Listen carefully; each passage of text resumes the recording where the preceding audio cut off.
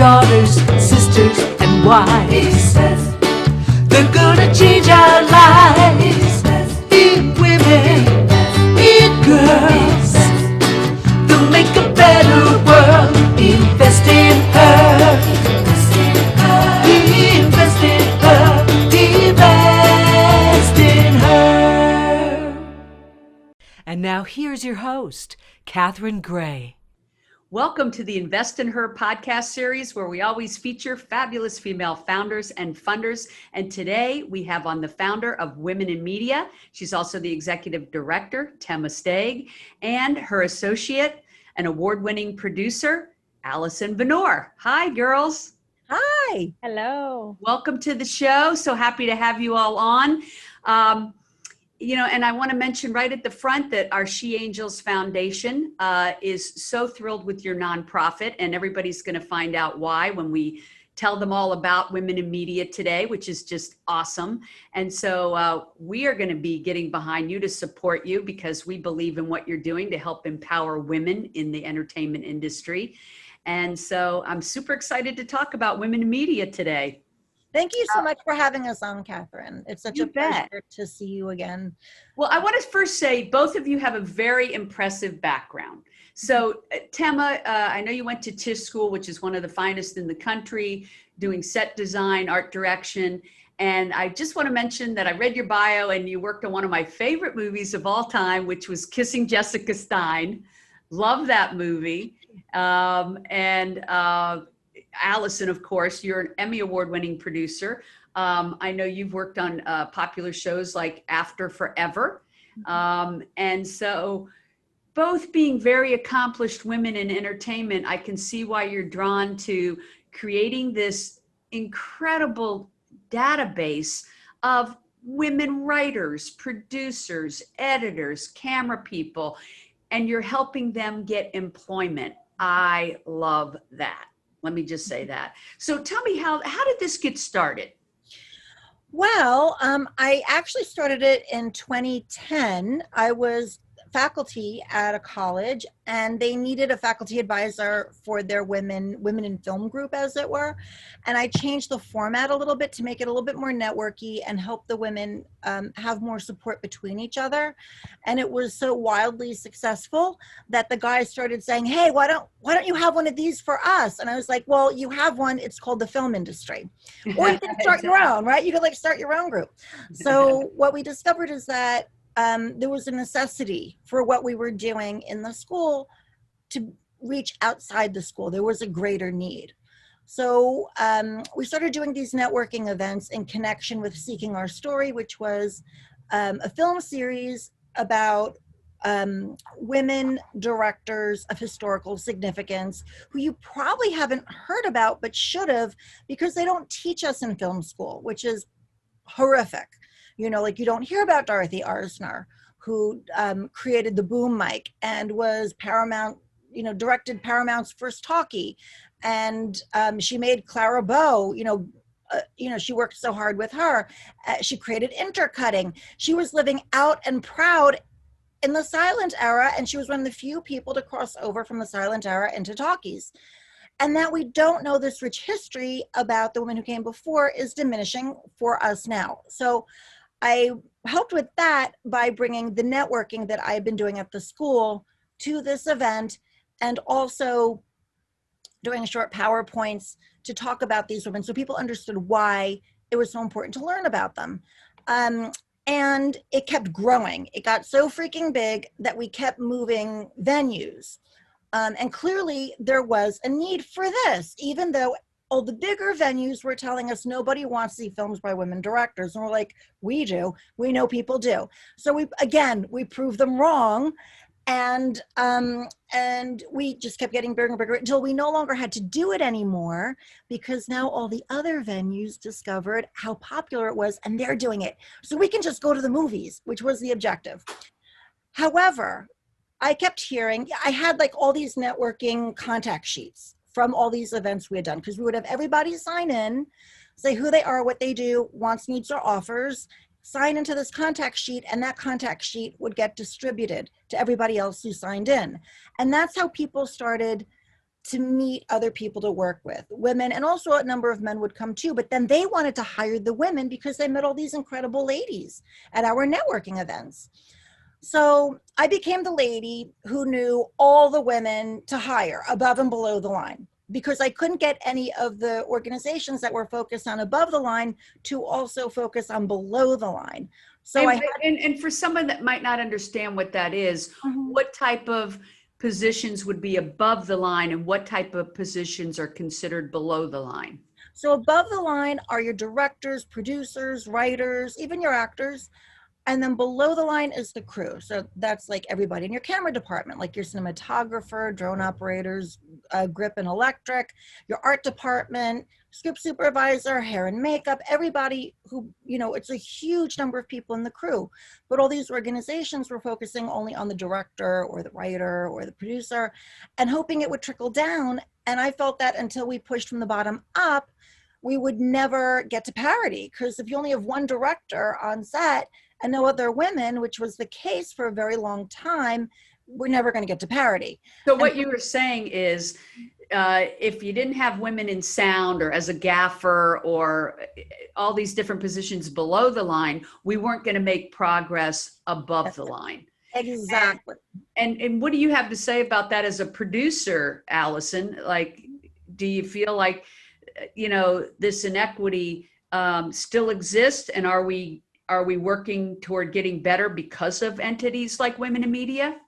Oh yeah, absolutely. I mean, I certainly, from the beginning, I've always produced from a place of having a much more diverse crew. But when you step onto someone else's set, so every once in a while when I jump on and co-produce or produce with somebody else, it's like a very different landscape. So you see it's very obvious the way that Hollywood has existed for so many years is a much more male dominated industry. And so, those moments always remind me what we're up against.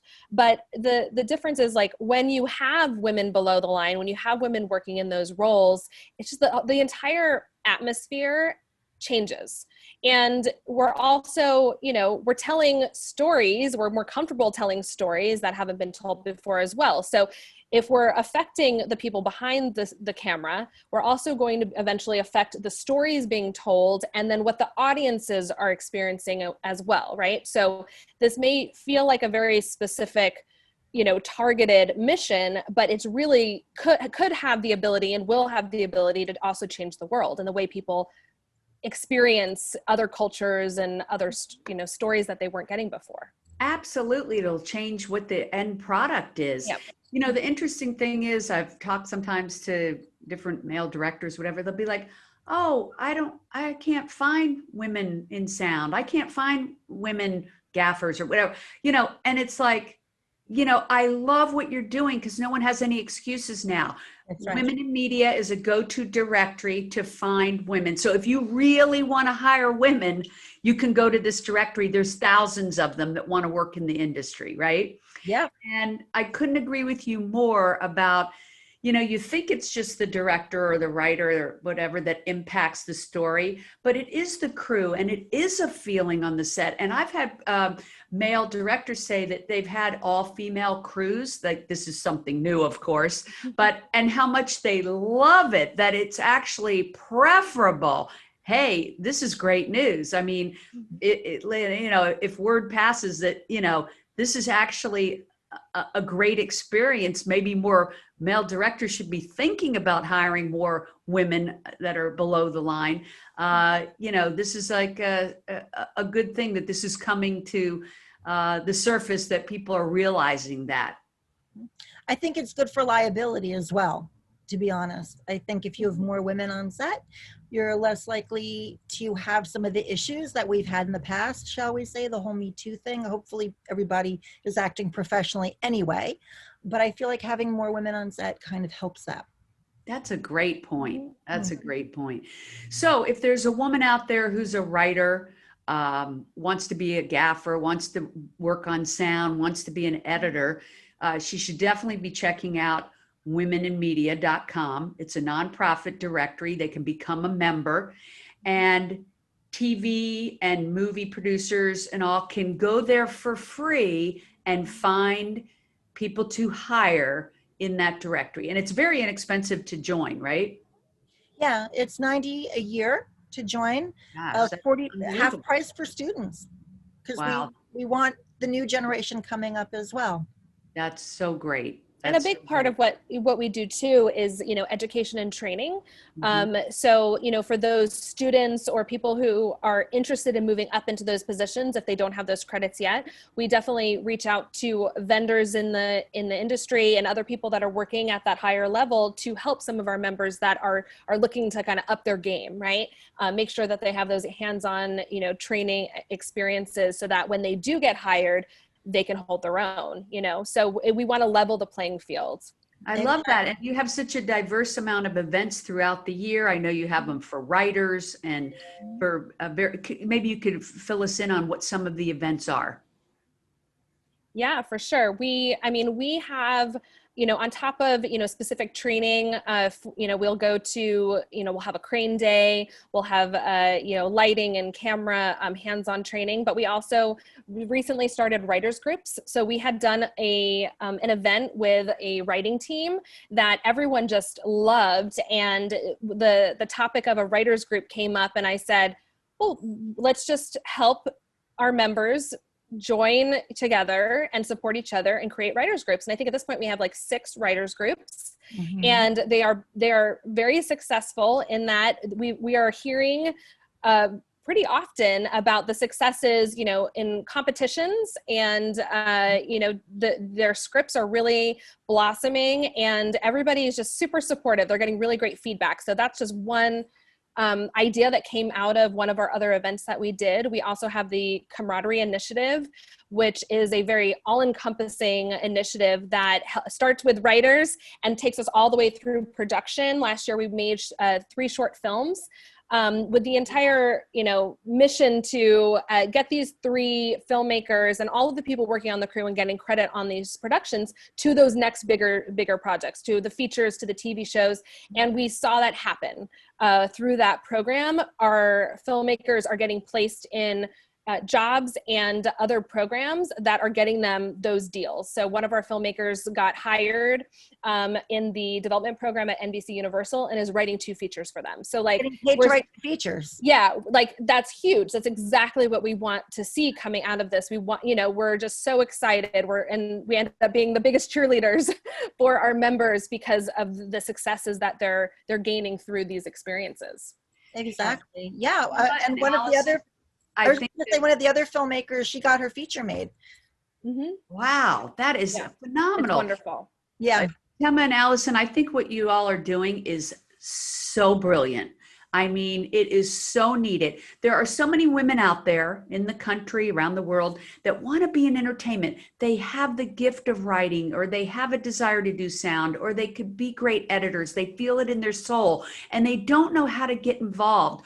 What an amazing concept you guys have, that they can step in, be a member, learn from you guys, get hands-on opportunities, because there's nothing like getting that experience. We all know the biggest obstacle in the entertainment industry is what credits do you have? What experience do you have?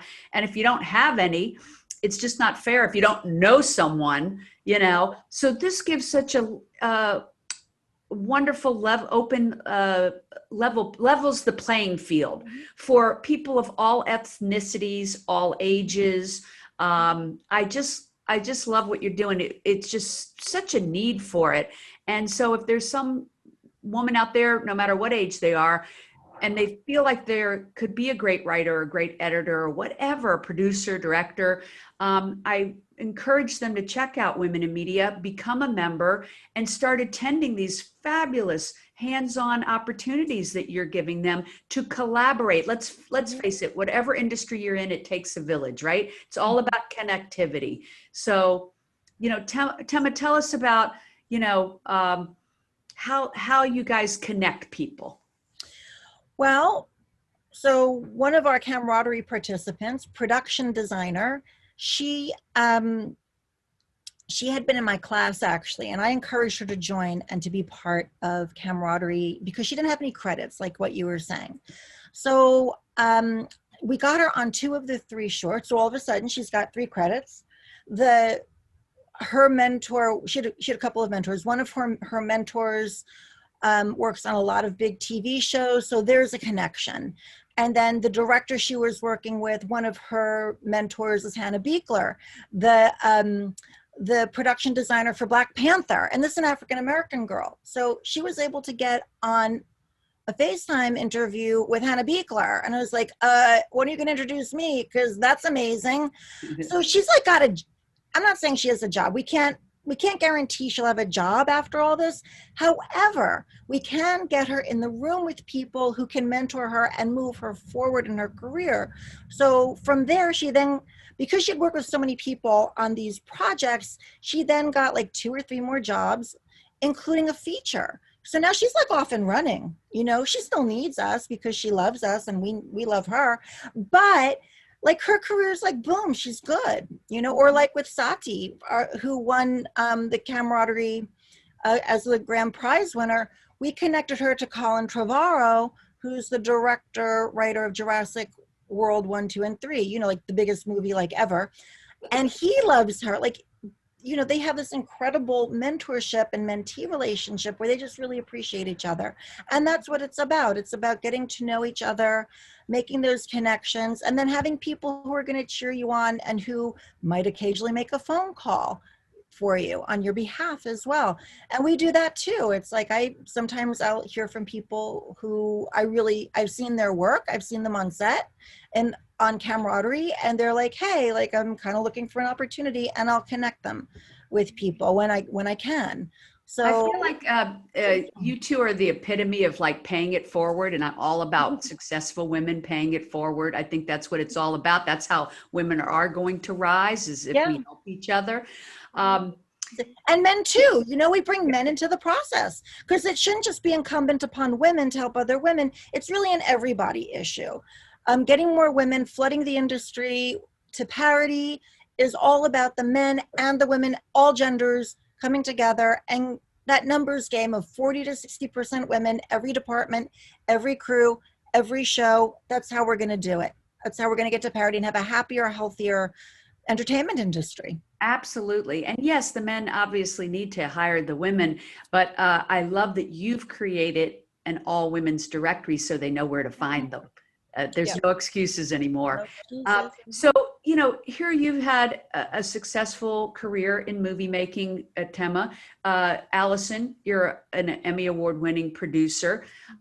What made you decide to, what was your journey to your successes that made you say, I want to pay it forward? Like, tell us your journey.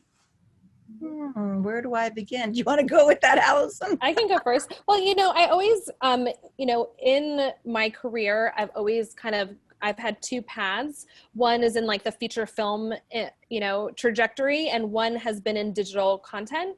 And I always, especially with digital content, I've always found myself producing stories that are, the stories that we never hear about. So a lot of LGBT content, and that's been where I've found my success. So it's like in telling those stories that we never see, like for example, After Forever is about gay men of a certain age having a life, having love, finding love, dealing with loss, and moving on. So it's like men over the age of 50, and seeing themselves represented on the screen was so important for our creators. And so that, telling those stories has been where the success has come from. And I think it all has to do with the fact that we're making that content and we have a diverse cast and crew, that there is need for these stories out there in the world.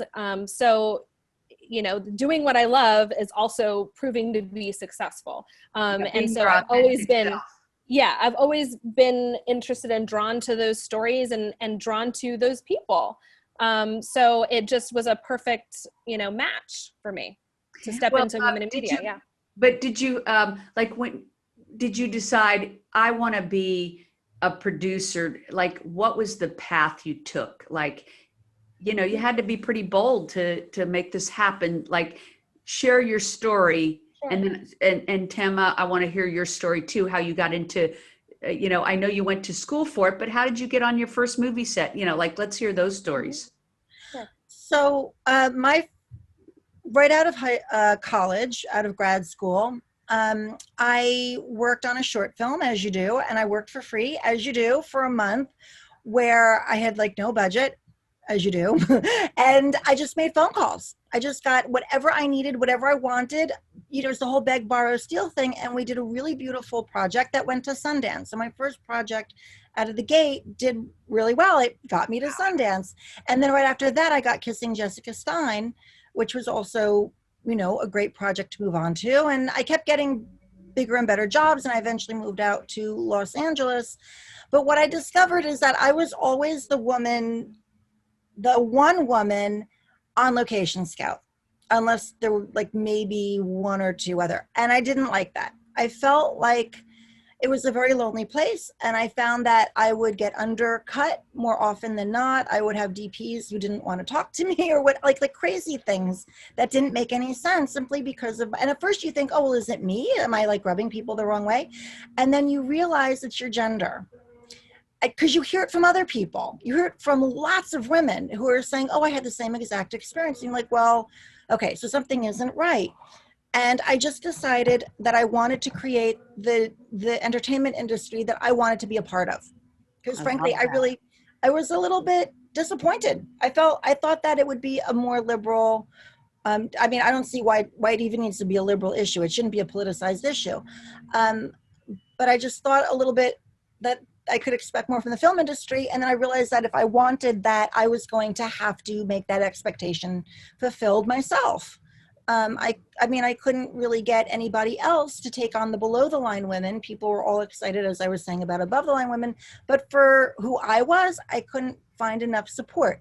So I felt that I needed to change that, because I don't have 40 more years, I don't have 40 years for it to happen, because it was 40 years from the original 6 laying down the law with the DGA. That's a history lesson. Y'all can look that up. It was like 40 years and nothing really moved or changed. And I was like, I don't want to wait another 40 years for it to be fixed. I'm going to give myself 5 years to get to parity, 5, maybe 7, and then another 15 years for it to be a habit, because you know how things slide back. So that's been the goal, 5 to 7 years, and then 15 years to make it a habit. And by then, my hope is that the industry will be where I would really love to be working in production design. That's my goal. Well, Women in Media definitely is helping you get it there, for sure. Mm-hmm. Allison, what was your first? And I love your advice, Tema. I do believe you kind of have to take it into your own hands to get it started. Mm-hmm. And I think a lot of people do start that way. So it's great advice, like jump in, work for free, get it out there, get some awards, and then it starts a ball rolling. Yeah. Was that your experience, Allison, or what was your first entree into the industry? Yeah, well, when I first moved to Los Angeles, so I went to film school. I was in Arizona, and then I moved to Los Angeles, and I worked for a motion graphics and design firm, animation firm, for 5 years. And so we had a lot of entertainment clients. So I learned a lot about business, running a small business, and also just making contacts in the industry. But then I quickly realized I wanted to have more control over the content that I was making, and didn't necessarily love the client relationship of just making a product and getting it out there for the sake of it just being a product and making money. So I did kind of take those 2 paths. I started producing feature films, and I started producing digital content. And the digital content, that all started from meeting a couple of people that had an idea, and it sounded like a really fun, crazy idea. And I said, well, what's holding you back? Why don't we make it? And the idea took place on a spaceship on its way to Mars. And the guy said, well, I don't have a spaceship. And I said, well, then you need to find somebody who can make you a spaceship. And his friend was sitting, across the table and said, I'll come over and help build a spaceship. And that's how it began. So I said, well, when you have the spaceship, let me know and I'll produce the show. And then we did. And so, my, way of looking at everything I've jumped into is just like, how do we make this happen? How do we get this started and surround ourselves with people that are just really talented and passionate about what they're doing? And yeah, we weren't making any money. We were, that guy was spending his own money to build a spaceship, but it paid off. And everything that I've done since then has been because of that first step, taking that first step and saying, I want to make this with you. I love that. I'm going to say something about Allison. She's also super smart. She's very passionate and she's super driven. Like I don't think she sleeps. I don't think she's allowed to sleep. I think I might say that about both of you. I was going to say, actually, you don't want to see me if I don't sleep. Me neither. Well, you know what, ladies? I think what you're doing is great with women in media and with your own projects. And you are definitely an inspiration to our listeners that want to get into the industry. I hope they will check out womeninmedia.com, become a member, and start doing what they're meant to be doing, whatever their calling is. I don't want anything holding them back. And I'm glad that you're bringing people together to help each other in the entertainment arena. I think it's phenomenal. Thank you. I appreciate that very much. Thank you so much, Catherine. And She Angels Foundation, again, sheangelsfoundation.org, which is our organization that people can find at She Angels online, is getting behind women in media, because we get behind nonprofits that are female founded and that also are helping women with funding and resources and mentorship. And so you guys fit that perfectly, and we're so happy to support. And people can visit womeninmedia.com to sign up and follow you guys at Women in Media on social media. Yep. Right? So we're womenenmedia.com. Right. Women N Media. Gotcha. Good to let everybody know that so they can find it. Ladies, thank you so much for taking the time to share your stories. Thank you. We're so grateful for your support. Thank you so much. Oh, yeah. We're so excited to be connected with you. Thank you. And vice versa. I hope we sign up a lot of women and get a lot of women out there in the industry making movies and making great TV, because I agree with you. Having more women on the set will impact the quality and the outcome of the content in a really positive way.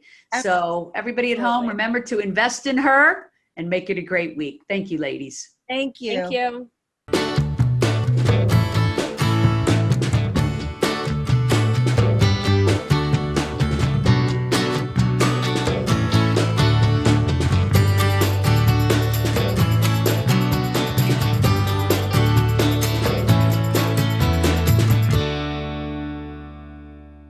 Our theme music was created and produced by Lindsay Tomasic.